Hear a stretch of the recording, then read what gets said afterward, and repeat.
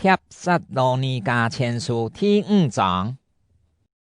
兄弟姊妹啊，关系历史发生的事件和日期，不是人写信的老二头讲，因为二头自家清楚地主宰来的日历，就像册的在安布时忽然来到一样。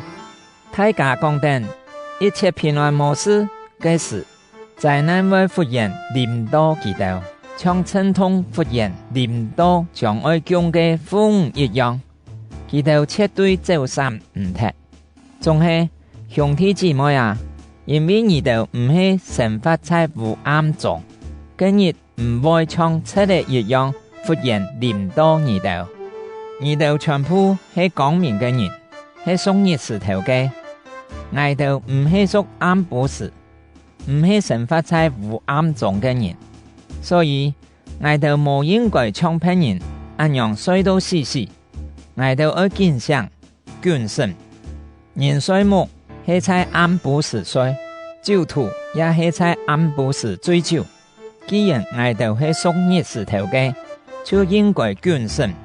我哋要用信心和愛心做護心鏡作燈，用得救嘅盼望做頭盔戴燈。上帝唔係揀選我哋來本其接法，係愛我哋通過我哋嘅主耶穌基督來得到拯救。基督為我哋死，係愛本我哋，無論係已經衰退，也係還生等，攏總會在其再來嘅時，同其共下生等。所以，你哋愛互相鼓勵，彼此操守，像你哋兩下所做嘅一樣。兄弟姊妹啊，我哋求你哋愛尊重嗰度，在你哋中間辛苦工作嘅，就係主所揀選來指導勸勉你哋嘅人。因為佢哋嘅工作，你哋應該盡所能用尊敬和愛心來款待佢哋。你哋自家也愛彼此和睦。兄弟姊妹啊，我哋勸你哋愛經過難事嘅人，鼓勵悲心嘅人，扶持軟弱嘅人，也愛用耐心對待每一個人。愛說你，無論乜人都做唔得用壞報壞，愛常常彼此關心，為到別人嘅好處來想，愛常常喜樂，祈禱無停，凡事感謝，因為這係上帝為你掠到屬基督耶穌嘅人所聽嘅旨意。唔好消滅聖靈嘅感動，唔好藐視先知嘅講論，各樣事愛詳細查驗，美善嘅事愛持守，一切邪惡嘅事愛棄絕。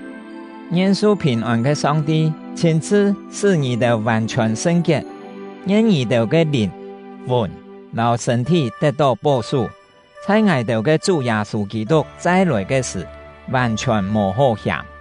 扶守你哋嘅上帝係信實可靠嘅，佢一定會成就這個事。兄弟姊妹啊，請為我哋祈禱，你哋愛聖潔相近，同眾兄弟姊妹相愛。我奉主嘅名吩咐你哋，這封信呢，愛先讀本所有嘅兄弟姊妹聽，因我哋嘅主耶穌基督賜恩典俾你哋。